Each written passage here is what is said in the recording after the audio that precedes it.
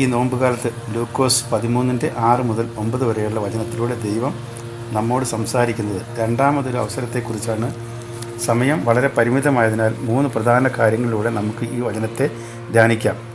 1. ഉടമസ്ഥൻ്റെ പ്രതീക്ഷ. ഒരു മനുഷ്യൻ തൻ്റെ മുന്തിരിത്തോട്ടത്തിൽ ഒരു അത്തിമരം നട്ടുപിടിപ്പിച്ചു. ഒരു അത്തിമരം നടുമ്പോൾ ഉടമസ്ഥൻ പ്രതീക്ഷിക്കുന്നത് ഇലകളല്ല, മറിച്ച് ഫലങ്ങളാണ്. 3 വർഷമായി അയാൾ വരുന്നു, പക്ഷേ ഫലമില്ല. നമ്മുടെ ജീവിതത്തിലേക്ക് നോക്കാം. ദൈവം നമുക്ക് നൽകിയ കൃപകൾക്കും അവസരങ്ങൾക്കും പകരമായി നാം എന്ത് ഫലമാണ് നൽകുന്നത്? വെറും ഭക്തി പ്രകടനങ്ങളല്ല, മറിച്ച് സ്നേഹവും കരുണയും അനുതാപവുമാണ് ദൈവം ആഗ്രഹിക്കുന്നത്. 2. വെട്ടിക്കളയരുത് എന്ന അപേക്ഷ. ഇതിനെ വെട്ടിക്കളയുക, നിലത്തെ എന്തിന് നിഷ്ഫലമാക്കുന്നു എന്ന് യജമാനൻ ചോദിക്കുമ്പോൾ തോട്ടക്കാരൻ ഒരു വർഷം കൂടി ചോദിക്കുന്നു. തോട്ടക്കാരൻ അവിടെ മധ്യസ്ഥനാണ്. നമ്മുടെ പാവങ്ങളും വീഴ്ചകളും കാരണം നാം ശിക്ഷയ്ക്ക് അർഹരാണെങ്കിലും ക്രിസ്തു എന്ന തോട്ടക്കാരൻ നമുക്കായി പിതാവിൻ്റെ അടുക്കൽ പക്ഷപാതം ചെയ്യുന്നു. 3. മണ്ണൊരുക്കലും വളമിടലും. തോട്ടക്കാരൻ പറയുന്നത് ഞാൻ അതിൻ്റെ ചുറ്റും കിളച്ച് വളമിടാം എന്നാണ്. മണ്ണ് കിളയ്ക്കുക എന്നത് വേദനാജനകമായ പ്രക്രിയയാണ്.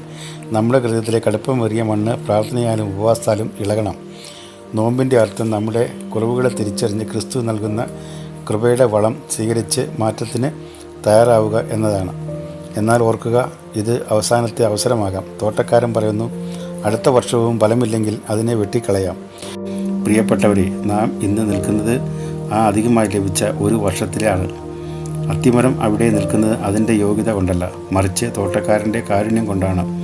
ഈ നോമ്പുകാലം വെറുമൊരു ചടങ്ങായി മാറാതെ കർത്താവിന് പ്രിയപ്പെട്ട അനുതാപത്തിൻ്റെ ഫലങ്ങൾ പുറപ്പെടുവിക്കാൻ നമുക്ക് സാധിക്കണം.